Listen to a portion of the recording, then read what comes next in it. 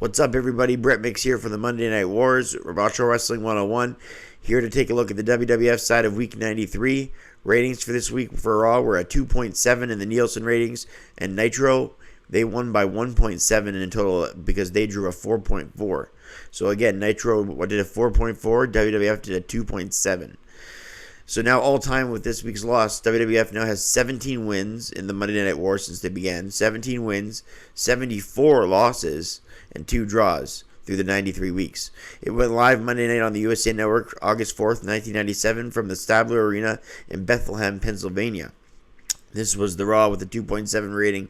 The night after SummerSlam 97 where Austin paralyzed by Owens with the accidental pile driver with his head too low to the canvas, and Brett won his 5th WWF title last night in New Jersey at SummerSlam. McMahon welcomes us to Raw. Hart Foundation come out first. Jim Ross interviews them in the middle of the ring. Brett says HBK should hold up to his end of the bargain. If he didn't call it down the middle, he'd never wrestle on American soil because he didn't call it down the middle, Brett says. Brett says he has no problem meeting the Patriot at Ground Zero. Brett says it was a fluke when he beat him, and it was only because HBK distracted him. Brett says he's proud of the Bulldog. Shamrock will never get a shot again at his European title. As far as Pillman goes, we don't wear dresses in the Hart Foundation. He's got far too much class. Then Brett says, as far as Owen, we'll let Owen speak for himself. And Owen said he showed compassion and he beat himself. And that's the only reason Austin's the champion. Ross says your requests haven't fallen on deaf ears as he introduces the new commissioner of the WWF, Sergeant Slaughter. Sarge says, Brett, I got a secret. You're not the sheriff in town. I am. And the fans cheer. He says, I make the rules, not you. Sergeant Slaughter says, my decision is final and you will defend the title at Ground Zero versus the Patriot. Slaughter says, you will have to defend against Shamrock, Bulldog, and that's in order. And he says, Pillman will wear a dress tonight on Raw or you'll be suspended. As the fans cheer. Slaughter says you will also have a rematch with Austin Owen when the doctor says so, and the fans cheer again. Just then, the glass shatters and Austin comes out and he stands at the top of the stage below the Titantron. Austin says he's going to whoop ass when he can, and Vince says Austin should be in a hospital.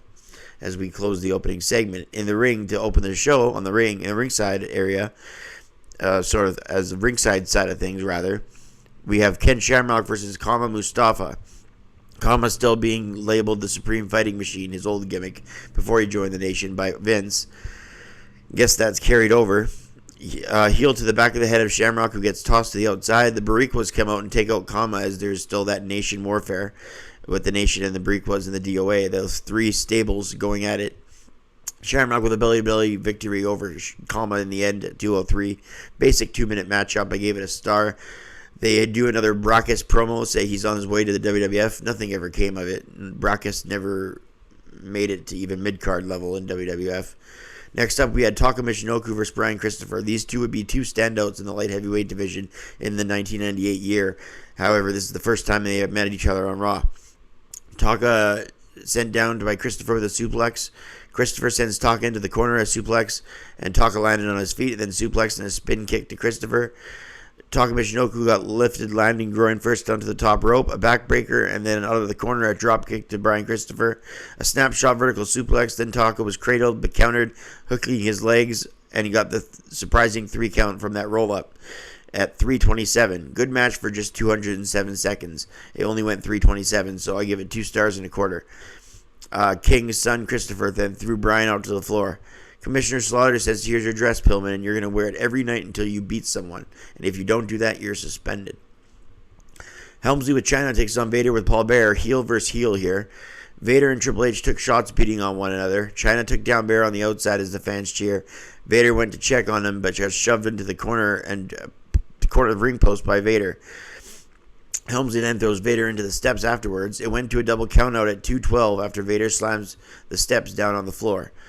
More about Chyna than Bear on the outside than it was in an actual match inside the ring, so I gave it half a star. The Patriot took on the Sultan with Iron Sheik. The Sultan took it to the Patriot, but he got a simple win over the Patriot at 145. Gave it a quarter of a star. The real story here was afterward when Brett came out to the ring and exchanged into a fist fight with the Patriot as the two do their build towards Ground Zero. Fans seem to be into the Patriot character, not super into him, but into him nonetheless, enough to cheer for him. And Brett was red hot as a heel at the time in the States, so anyone would have really worked. But you put red, white, and blue on somebody, it's going to work even more.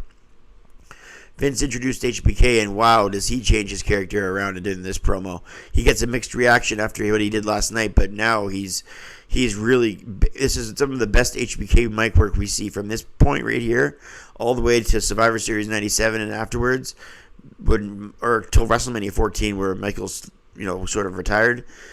This is the best HBK. He's overly confident. I think he's got some other substances at the time that made him that way, but nonetheless, HBK says he doesn't give a damn what anyone thinks. McMahon says HBK should care and asks if he's in cahoots with Brett. HBK calls Vince the stupidest son of a bitch he's ever seen, and Vince says, I don't appreciate that. HBK goes, ooh, woogie, woogie, woogie.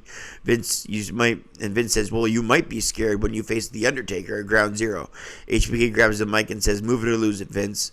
Vince goes back to his desk reluctantly and stares at Shawn. HBK says, I don't do it for the fans, anyone, and for 10 years I lay down for absolutely nobody.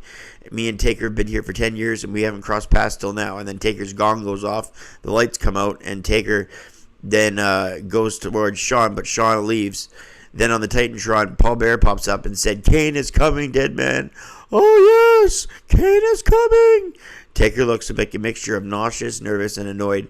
Great storytelling, the whole Kane angle, and they didn't rush it, which was great.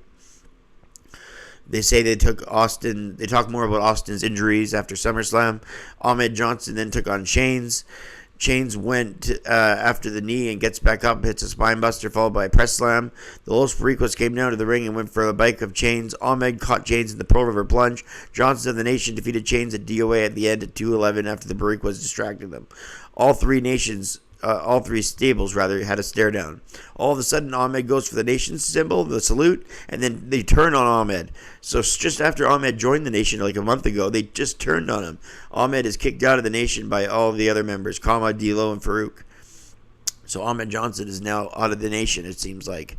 Well, is for sure. They just beat on him. The Godwins then beat the Headbangers at 3:51 after a slop drop by Henry Godwin. Goldust and Marlena come out. They talk about Pillman wearing a dress, and Bob Holly then takes on Brian Pillman. They sit front row when Pillman comes out wearing a dress.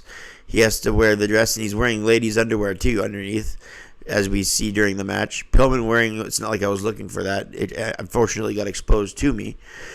Pillman wearing women's underwear. It looks like Holly spanks him during the match as he lifts the skirt. I said that right. Pillman working on the leg of Holly, but got distracted by Goldust and Marlena in the front row as they were waving a bra around. Holly then wins a count out as Pillman was distracted at 2:24, and he didn't come out. He didn't come back to the ring in time, so he got counted out.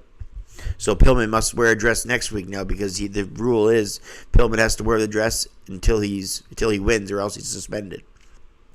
Next up, we got Dude Love versus Owen Hart. Champion Bret Hart comes out doing commentary. Commissioner Slaughter's out there to make sure Bret behaves. Seeing Lawler siding with Bret now that he's a heel is a sight to see. Owen one night removed after injuring Austin and finds himself in the main event. Dude drives Owen to the mat with momentum. Dude Love with an armbar and knocks Owen down with 10 chops. Owen with a snap suplex to Dude Love on the mat. A cool looking insecurity to Dude Love by Owen Hart while he was on the apron, knocking him to the floor while the fans chanted USA. Owen slams Dude Love to the mat. Just then, the Bulldog comes to the ring, and Slaughter tells Bulldog to leave. Meanwhile, Bret throws Foley into the ring post. Owen then slaps a sharpshooter on Dude Love. Then Austin comes into the ring and grabs Owen's slammy. Austin and Bret go head-to-head. Austin, behind the officials, levels Owen with the slammy, and Dude Love covers Owen and gets the win at 8:24. I gave it 2 stars and a quarter. After the match, the Dudettes come out and make out with Dude Love in the corner of the ring. The show ends with Austin looking legit pissed off at the whole Owen Dude Love situation. You could tell he was beyond hurt at this time. You could see it on his face. He was a man possessed. I gave this show a quality rating of 6 out of 10. The show was not up to the standards of other Raw's War episodes before SummerSlam. It was a bit weak, but did set the tone for Ground Zero with the HBK Taker segment. Also, hearing about Kane and how he was going to return to Undertaker's life was compelling. The whole Bret, Owen versus Austin and Foley stuff. Pillman in a dress. The gang warfare between the nation, Ahmed Johnson getting kicked out, made this show enjoyable, or a bit enjoyable, but watchable at the very least. But not among the greatest Raw's War episodes, somewhere in the average section. So I felt 6 out of 10 was the perfect score for this episode of Raw. Thanks for enjoying these Raw's War reviews. I'm Brett Mix. Hit like and subscribe, and I'll be with you again next time. Thanks for watching, everybody. I'm out.